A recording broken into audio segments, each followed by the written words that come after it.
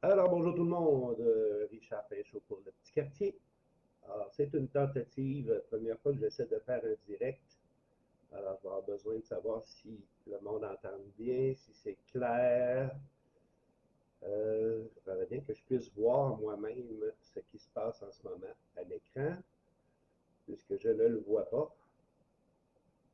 Je ne vois pas non plus où vous posez des questions. Commentaires.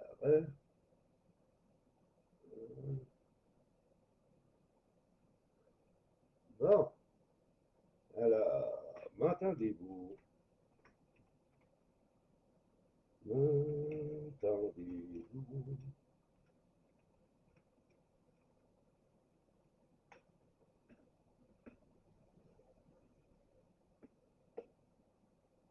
Si quelqu'un, hop, si quelqu'un m'entend, si ça fonctionne, ce serait. Ah, il y a deux personnes qui, semblerait-il, sont là. Et y a-t-il 7 personnes? Est-ce que vous m'entendez? Est-ce que le son est correct? Quelqu'un pourrait répondre en commentaire si le son est bon. S'il vous plaît. Parce que, ah, allô, oui, on te voit, mais on t'entend et on t'entend bien. Ah, ben, merci, Joff. Good! On va se laisser une petite minute pour voir s'il va en venir un peu plus de gens que ça. Alors, bienvenue chez moi en confinement. Je suis en confinement depuis déjà pratiquement un mois, un peu plus qu'un mois. Euh, Parce que comme je suis un peu à risque, ben, j'ai préféré me mettre moi-même à l'abri depuis un certain temps. Alors, ça ne change pas grand-chose. Bonjour Linda. Oui, tu m'entends bien, tant mieux, super. Bon, 15, oh, 15 secondes de délai. 15 secondes de délai entre le vidéo et ma voix? Non. Euh, ah, je ne savais pas qu'il y avait un délai qui se faisait par contre. OK. 25, ma foi du bon Dieu, c'est le fun, c'est le fun. Donc, il y avait des gens qui avaient de l'intérêt. Good. Alors, aujourd'hui, c'est le premier. J'ai voulu présenter plutôt un peu plus, expliquer c'est quoi une coop de propriétaires. C'est quoi le concept? Pourquoi on appelle ça une coopérative usufruit? Euh, Et la question que beaucoup de gens se posent, c'est oui, mais est-ce que j'achète le terrain? Est-ce que c'est à moi la maison? Est-ce que c'est à moi le terrain? Est-ce que c'est à moi? En partant, on va expliquer qu'une coopérative usufruit, c'est un type de copropriété. C'est un nouveau type de copropriété. Quand on a lancé si on a lancé les condos, c'était nouveau, personne ne savait c'était quoi. Aujourd'hui, on est habitué. Alors, l'usufruit, c'est un nouveau mode de propriété qui n'est pas si différent d'un condo. Hein, quand vous achetez un appartement dans un condo, dans une tour, vous achetez l'intérieur de votre condo. La tour elle-même et le terrain, c'est le syndicat des propriétaires qui le possède. Et le syndicat des propriétaires, c'est personne d'autre que les gens qui vivent dans la tour. Donc, on s'entend que la coquille et le terrain, c'est une copropriété. Imaginez que la tour, on la couche, on sépare les unités, et bien on a le petit quartier. À partir de là, le concept va être à peu près similaire. Donc, qu'est-ce que vous achetez? Vous achetez le droit d'usage unique et exclusif de votre maison, de votre terrain, et le fruit, les profits le jour où elle se vend. C'est pour ça qu'on appelle ça usufruit. Mais changer condo pour coop, syndicat de propriétaires pour coop, vous allez voir que c'est à peu près la même chose finalement. Hein? Parce que le terrain et les coquilles, autant des maisons que des bâtiments communautaires, tout ça, est une propriété commune à travers la coop. Et la coop, c'est absolument personne d'autre que les gens qui vivent là. Okay? Donc, est-ce que je suis propriétaire du terrain? Oui, à travers la coop. Au même principe que quand vous achetez un condo, vous êtes aussi propriétaire en copropriété du terrain à travers le syndicat des propriétaires. Donc, c'est ce qui différencie. L'avantage de faire une coopérative usufruit comme ça, de un, c'est qu'on veut s'assurer que le concept coopératif va rester tout le temps une coopérative. Puis donc, il est impossible de changer ça en privé. ça va obligatoirement rester une coopérative. Et le corps, le 2 par 4 et le GPROC, c'est sur le corps qu'il y a les taxes de bienvenue. Mais nous autres, le corps ne change jamais de main. Le corps reste toujours propriété de la coop. Donc, il n'y a pas de taxe de bienvenue. Donc, on a des avantages fiscaux comme ça, mais c'est principalement un mode de copropriété au même titre qu'un condo. Qu'est-ce qui va différencier énormément le condo du petit quartier, exemple? Un condo, c'est l'art de faire vivre ensemble des individualistes. Alors, il y a plein de gens à qui j'ai parlé qui ont des super beaux condos à Longueuil, mais ils disent, je rentre chez nous, puis je suis tout seul en donné, je ne connais pas les voisins. Le petit quartier, c'est carrément le contraire. C'est des gens qui cherchent à avoir une vie communautaire. C'est des gens qui veulent leur intimité quand ils sont chez eux, mais qui veulent une vie communautaire quand ils en sortent. Donc, il n'y a pas d'isolement. Surtout, on regarde depuis un an avec COVID et tout ça, on se rend compte à quel point avoir un réseau, c'est important. D'être ceux qui étaient seuls en données pendant la dernière année. C'est ça aussi, c'est une vie de village en ville. Dans un village, tout le monde connaît tout le monde se parle, tout le monde s'entraide, il y en a un qui est mal pris, il y a un billet du village qui va être donné. Et c'est ça qu'on veut. Chose qu'on a de la misère maintenant à retrouver dans nos villes. Alors, je ne sais pas si ça vous explique bien qu'est-ce qu'est le concept d'une coop de propriété, une coop en copropriété, donc usufruit. Je ne sais pas si les gens ont des questions là-dessus. Bonjour Marie. Vous pouvez commencer à envoyer vos questions. Tant que ça ne va pas trop vite, je vais être capable de les lire et je vais être capable de vous donner des réponses. Vous pouvez avoir une question sur un autre sujet que je vous ai expliqué. Mais ça servait, je voulais surtout bien couvrir un sujet au moins à chaque direct. Alors, est-ce qu'il y en a qui ont des questions concernant le petit quartier ou le concept de coopérative usufruit? Faire un peu de publicité pour Coca-Cola.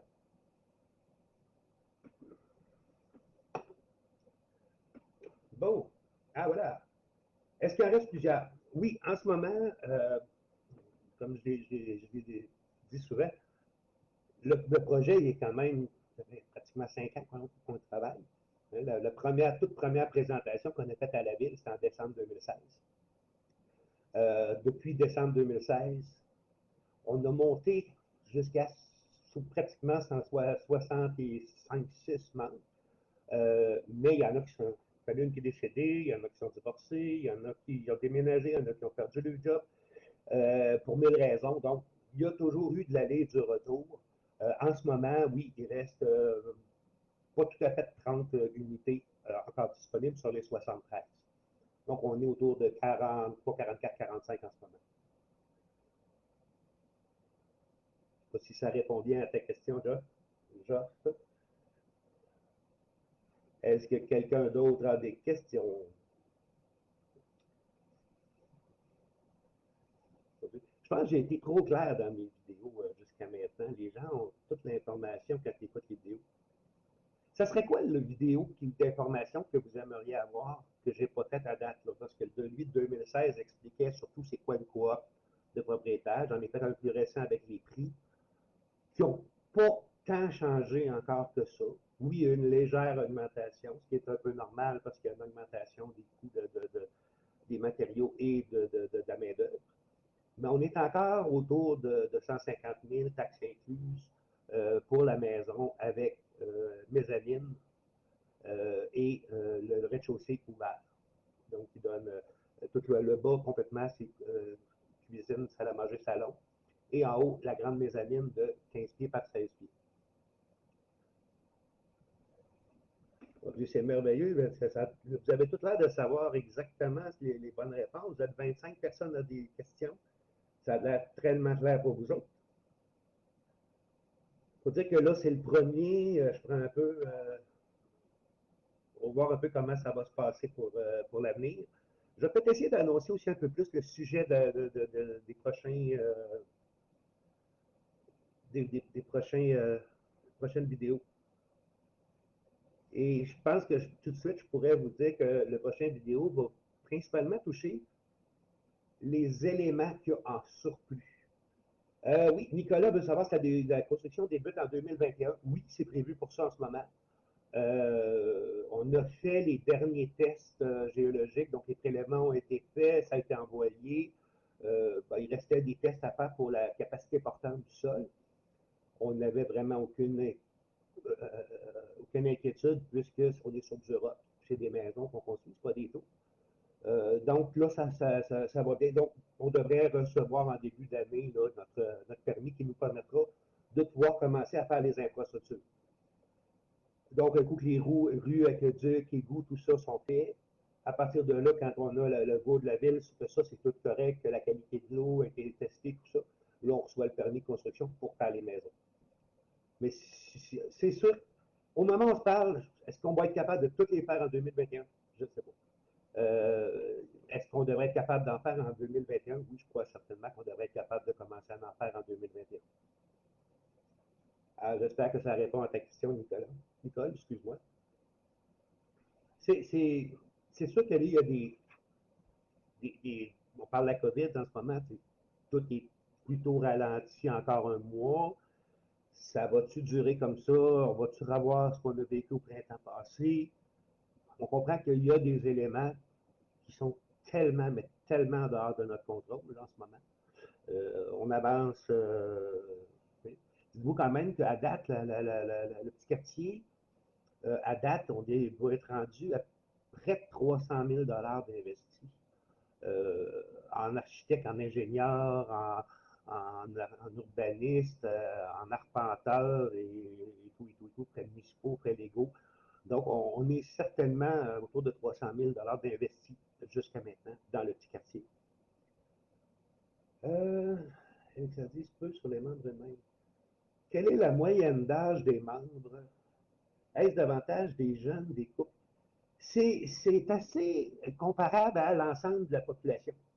C'est à peu près le tiers de nos membres, c'est des retraités. À peu près 20% que c'est des jeunes familles ou des monoparentales avec enfants. Le reste, c'est personnes seules ou couples. Dans ça, il y en a qui pourraient devenir des familles.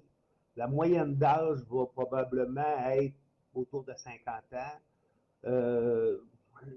C'est des étudiants et c'est des ingénieurs, on a des chimistes, on a beaucoup de gens de la santé. On est comme à tout près des deux hôpitaux. Donc, il y a évidemment beaucoup de gens de la santé. Est-ce que ce serait possible d'avoir une unité pour 2022? Peut-être. Mais l'idéal, n'oublions pas, une coopérative, c'est pas. Moi, je ne suis pas promoteur, je suis bénévole comme tout le monde. C'est autogéré par ses membres.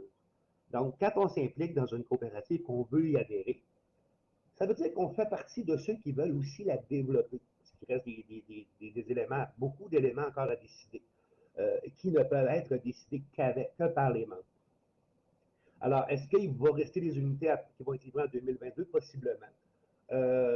Nicole, la meilleure chose, c'est de commencer tout de suite à t'intégrer. Et plus tu choisis un terrain vers la droite, les îlots A ou B, plus ça va être tard, la construction.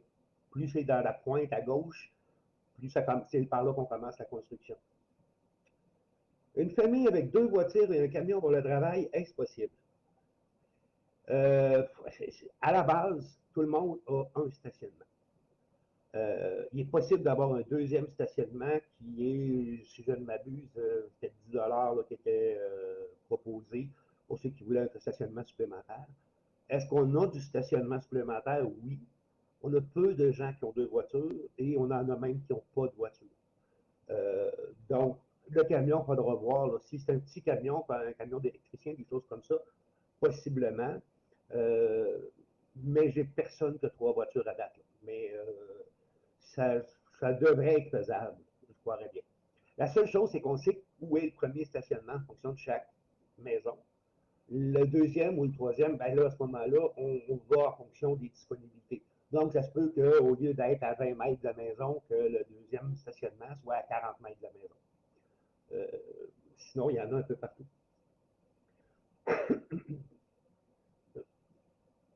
Je ne sais pas si ça répond bien, Jacques, à ta question. Euh, mais les gens qui sont dans notre projet à date, je vous dirais, déjà, étant donné qu'il y a des membres qui sont là depuis très, très longtemps, il y a des gens qui sont là depuis le tout début avec moi, quand on a créé le projet. Euh, déjà, il y a beaucoup de groupes qui ont commencé à se former, d'intérêts en commun, d'amis, des amitiés qui se sont faites à l'intérieur de ça déjà. Mais déjà, on voit qu'il y a des gens, exemple, il y a un groupe qui adore marcher, qui se disent, ah ben c'est le fun, on va pouvoir aller même escalader une montagne ou aller ici ou aller à gauche, faire de la marche ensemble. Il y en a d'autres que c'est le vélo. Il y en a d'autres que c'est la cuisine végétarienne. Il y en a d'autres que c'est le yoga. Donc, c'est tous des gens qui se regroupent sur des types d'activités qu'ils partagent. Et comme on a une salle communautaire, un bâtiment central, ben, on a un endroit aussi pour que ces gens-là puissent faire leurs activités. Puis cet endroit-là va évidemment aussi avoir une cuisine communautaire. Je vous parlais tantôt de choses qui restent à décider par les membres. Ben, la cuisine, on sait le budget. On n'a aucune idée encore de ce qu'il y a dedans. Est-ce que les membres vont vouloir un poêle, deux frigidaires, un congélateur, un frigidaire, un congélateur, trois poêles? Les membres auront à prendre des décisions là-dessus. Donc, il reste beaucoup d'éléments, tous des petits éléments, mais quand même importants sur la qualité de vie, sur le style de vie, qui sont à prendre par les membres finaux. Même chose au niveau des règlements. Je parle souvent avec les gens, je donne des idées. Vous pouvez me poser à peu près n'importe quelle question sur les règlements, j'ai à peu près toutes les réponses. Mais tous les règlements devront être revotés par les membres finaux au moment de la création de la construction. Donc, c'est ça, il y a donc beaucoup d'éléments qui restent à décider. Et pensez-y que quand vous décidez de vous impliquer dans une coop, c'est vous impliquer aussi à ce niveau-là. Donc, les gens qui s'impliquent doivent s'impliquer aussi, soit dans des différents comités, que ce soit le comité de sélection, le comité de construction, gestion du site, comité finance, qui est un comité important. Hein, les gens veulent dire. En passant, ce qui est intéressant et sécuritaire pour tout le monde, tous les argents, le compte de banque, la comptabilité en soi du petit quartier, c'est la Fédération québécoise des coops d'habitation de l'Estrie qui le gère pour nous. Donc, c'est eux qui gèrent les dépôts, c'est eux qui gèrent l'émission des chèques. Donc, ça vous donne une idée aussi de la sécurité quand vous faites un placement. D'ailleurs, de toute façon, au départ, il n'y a pas un montant énorme. Là. Le montant de base, là, au départ, c'est 1000 mais cet argent-là est quand même entièrement géré par la Fédération des coopératives d'habitation de l'Estrie. Est-ce que vous avez d'autres questions là-dessus? On s'est promené entre 20 et 31 personnes. Il semblerait qu'on couvre quand même pas mal d'informations.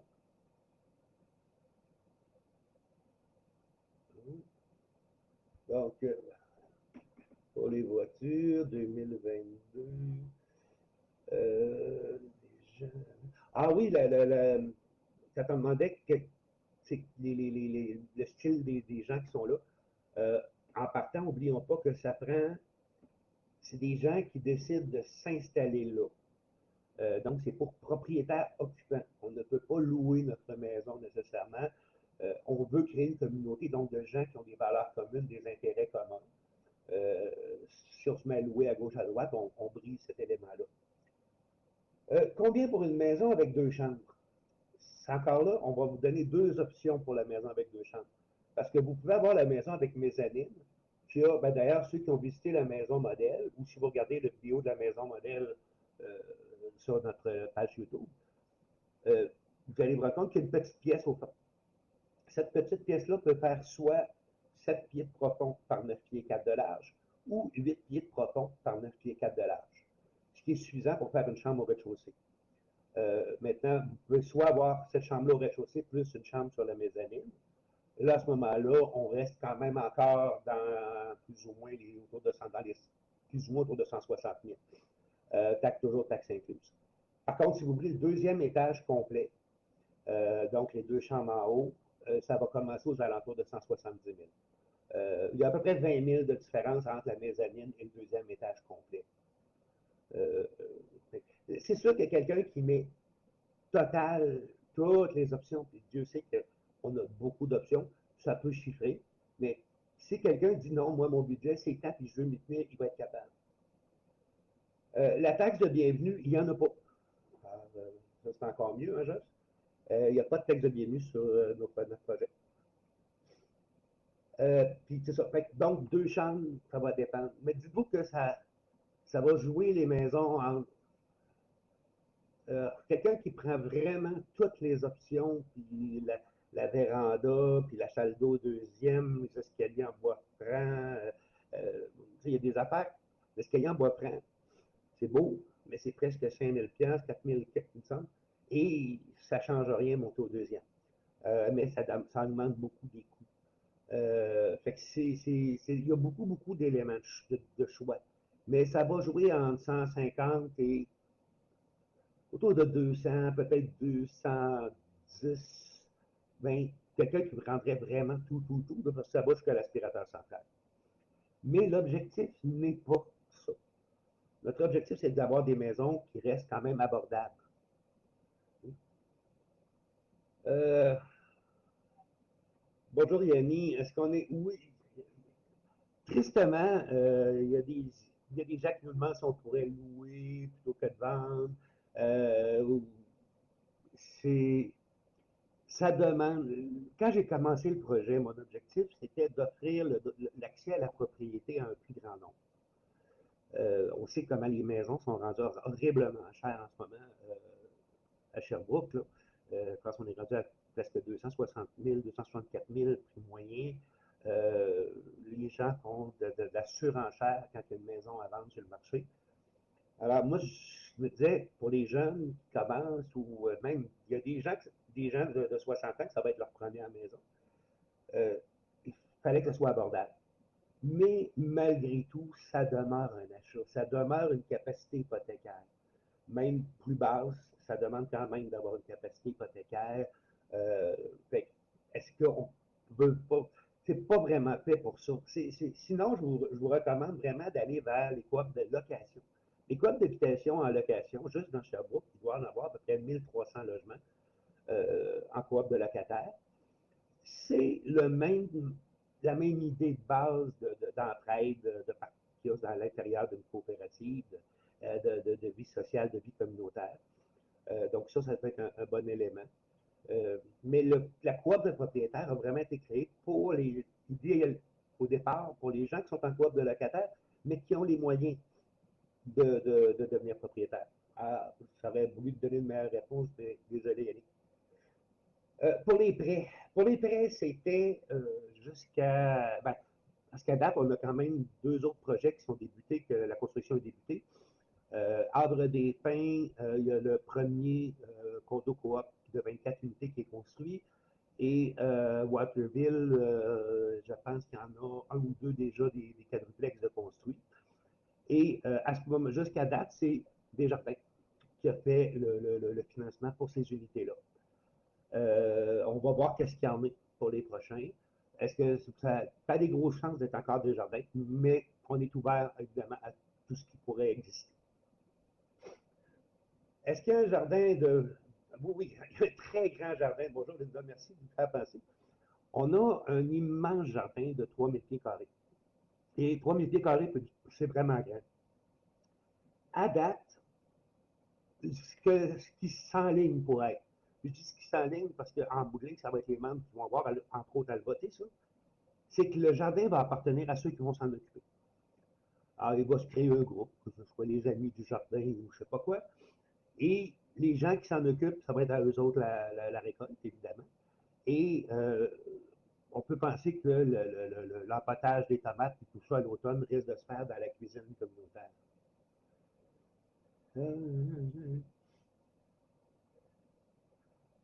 OK, Yannick me demandait, lui, il voudrait acheter, mais il serait ouvert à acheter avec quelqu'un d'autre. Euh, ben, la possibilité, c'est probablement d'acheter une maison qui aurait, exemple, vraiment deux chambres en haut et de louer une chambre. Ça, il n'y a rien qui vous empêche de louer une chambre. Par contre, vous devez vivre là. vous restez responsable de la personne qui va rentrer sur le terrain, au même titre que quelqu'un se fait un chum ou une blonde. On ne commencera pas à enquêter sur le chum ou la blonde. Donc, oui, il y a possibilité pour avoir une petite source de revenus supplémentaire. Cette personne-là pourrait, vous pourriez y aller avoir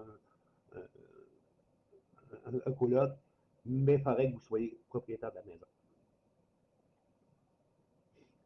Ça. On parlait du jardin, donc il y a le jardin, il y a un bâtiment central, il y a le bâtiment central, en haut, c'est la grande salle communautaire, la cuisine communautaire, et en bas, c'est les bureaux et le garage. Après ça, on a une grande terrasse, la piscine creusée, le jardin communautaire, des parcs. Il y a des parcs un peu partout. Mais je vous dirais que le plus grand parc et le plus beau terrain de jeu qu'on a, c'est probablement les 6 hectares de boisés naturels qu'on a gardés en haut. Je pense que si j'étais un petit enfant à 7-8 ans, ça serait mon terrain de jeu. Linda demande si les animaux sont permis. Oui, les animaux sont permis. On est parti d'un concept que moi, j'ai choisi d'avoir un animal, mon voisin, pas nécessairement. Donc, on peut avoir jusqu'à 3 animaux, dont 2 chiens, mais aucun animal en liberté. Ni chat, ni chien, ni belette. Donc, vos animaux devront être en laisse ou gardés à l'intérieur ou attachés à l'extérieur. Un coup que vous sortez de la partie construite, vous allez vers le champ, vers le bois, ben là, vous pouvez détacher et jouer avec votre animal tant que vous voulez. Mais dans la partie développée, on demande ça. Il y a aussi l'obligation d'avoir de ramasser les cadeaux de vos chiens, même sur votre terrain, au fur et à mesure. Pourquoi? Pour éviter les champs de mine au printemps, ce qui devient désagréable pour les voisins. Est-ce que ça répond bien à votre question, Linda? Espérons que oui. Catherine, c'est pour quand? Et que ça, c'est la grande question tout le temps.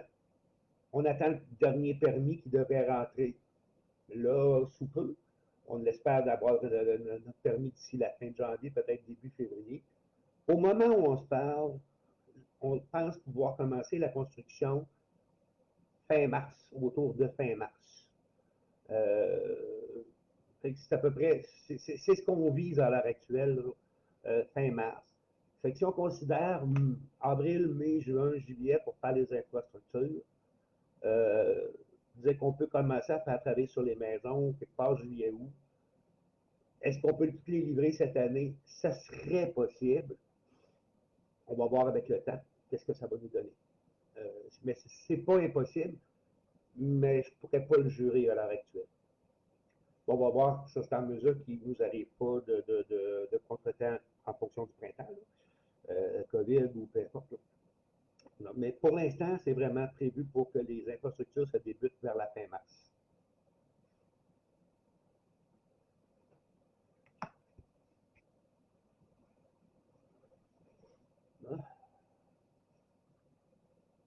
Pour le quartier, c'est combien de maisons?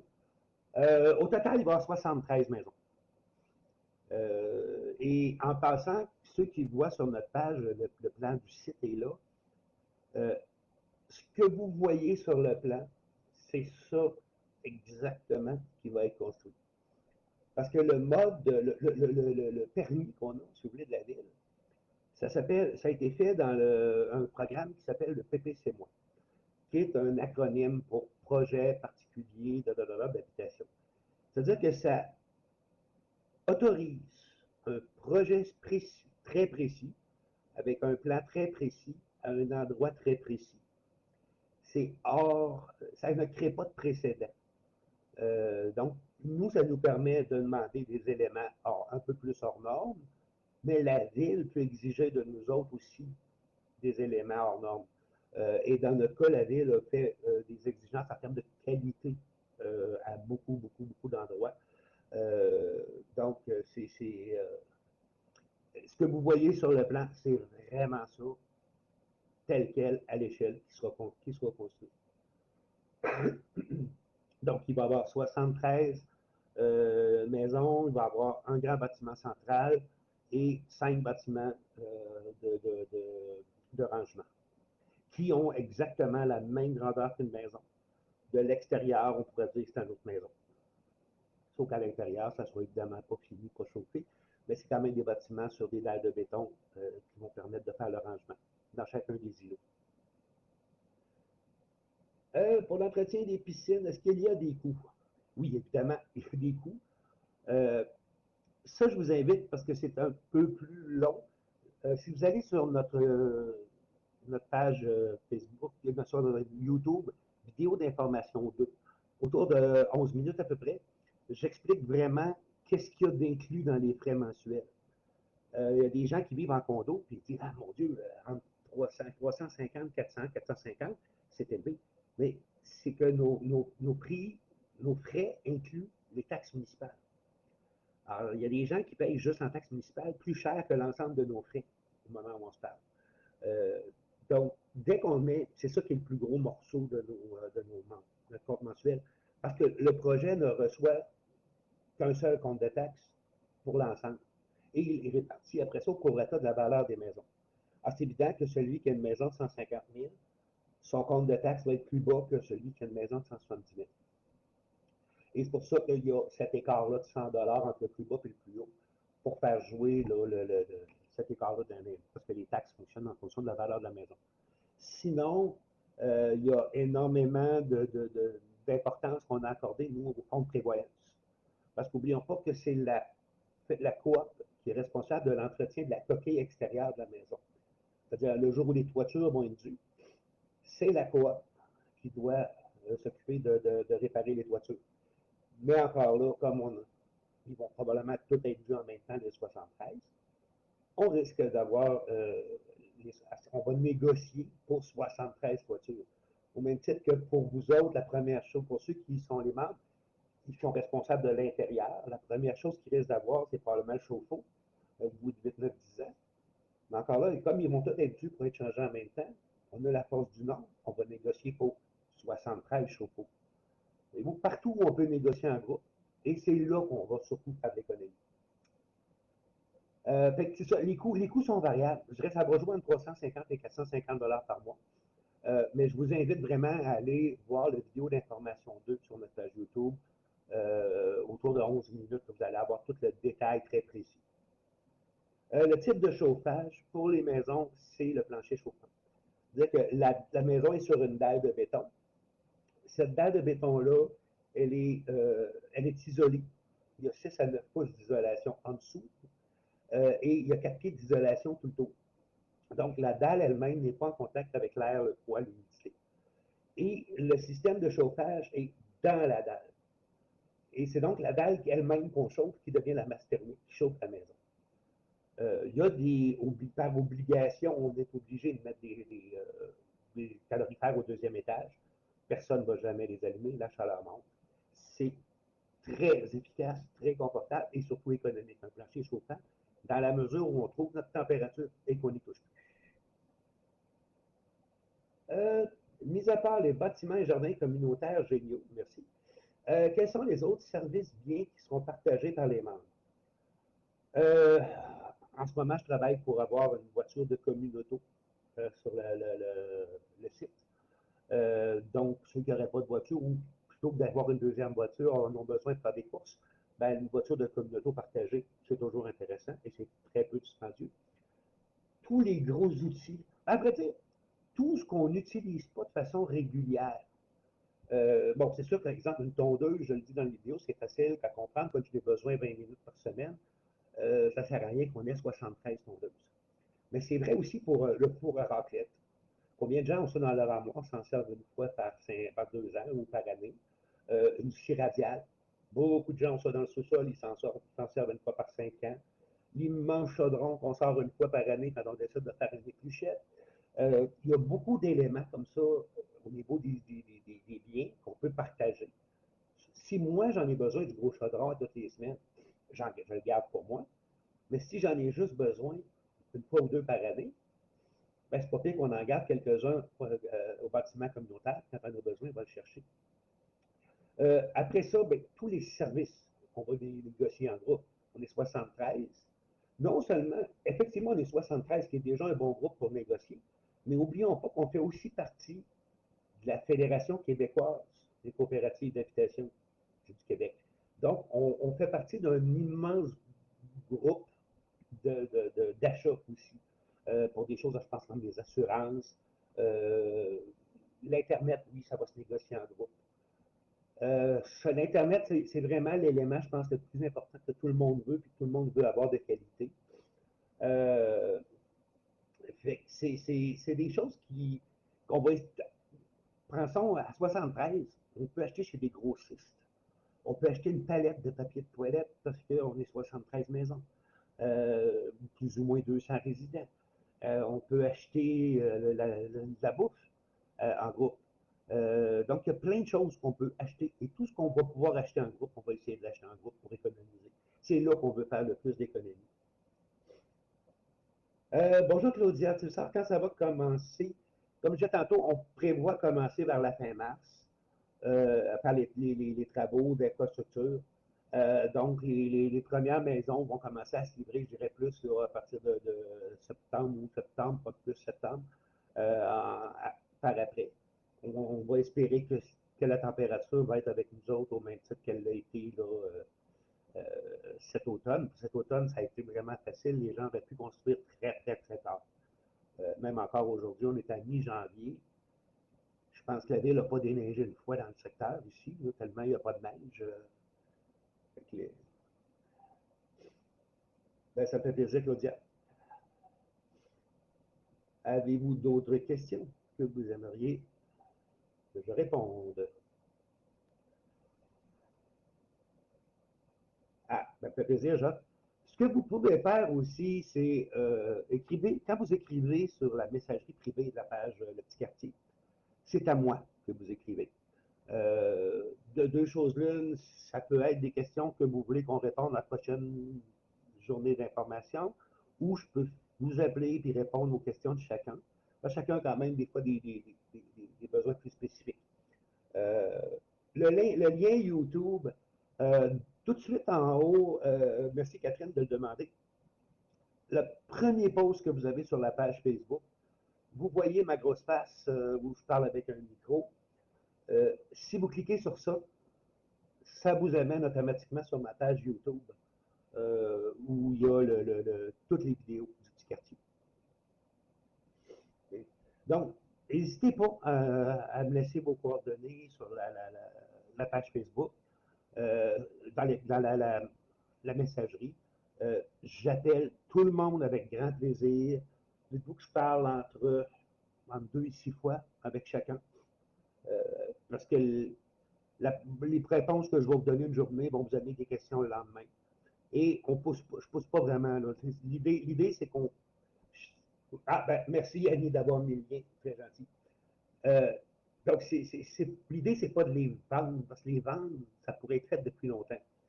L'idée, c'est vraiment de créer une communauté, donc d'avoir les 73 personnes qui vont être heureuses.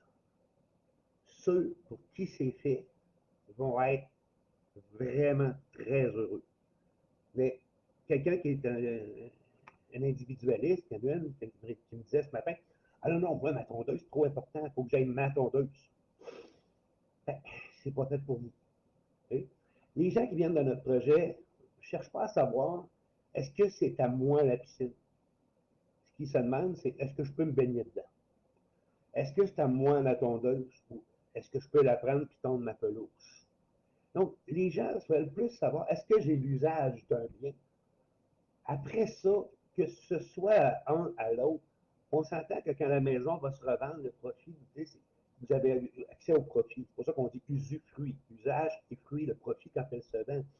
Entre les deux, là, que ce soit à vous, en groupe, en copropriété, deux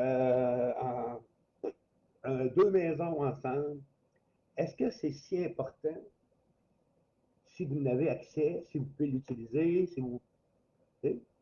Est-ce que c'est vraiment important que la piscine soit à vous? Si la réponse est oui, vous n'êtes pas fait pour une coopérative. Une coopérative, on s'en fout de savoir attaquer la piscine. La question, c'est je peux-tu sauter dedans sans avoir à demander la permission? La réponse, c'est oui. Si, si c'est ça, si pour vous, c'est ça qui est important, ben, c'est parfait. Vous allez être heureux dans une coopérative. Parce que notre vie, principalement le petit quartier, nos deux valeurs de base, c'est l'entraide, mais aussi beaucoup le partage. Donc, tout ce qu'on va pouvoir partager, on va chercher à le partager. Ah, à tableau, ça va bien. Écoute, on a déjà 40 minutes. Ça va vite. Déjà, je pense qu'on a répondu à plusieurs questions. Puis si je ne veux pas que ce soit trop long pour que les gens aient la possibilité aussi de le réécouter par la suite, puisque ça reste enregistré, une vidéo directe. Alors, je vous remercie beaucoup, beaucoup, beaucoup, beaucoup tout le monde. Je ne sais pas si c'est les mêmes 20-30 qui ont été là tout le long ou si ça a bougé. Euh, Merci Yannick. Et puis, si vous avez des questions, comme je dis, soyez très, très, très ouverts. Il n'y a pas de pression, il n'y a pas de, il y a pas de vendeur, il n'y a pas de promoteur.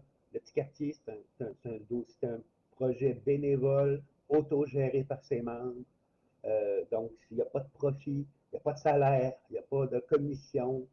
Euh, donc, oui, quand on dit que ça vaut 105, ça ne peut pas coûter moins cher que ça, parce qu'il faut coûter. Euh, c'est ce qui est avantageux. Alors voilà, je vous remercie beaucoup, beaucoup. Bonne fin de soirée, Nicole, toi aussi. Et soyez bien à l'aise si vous avez d'autres questions. Venez me les demander. Merci.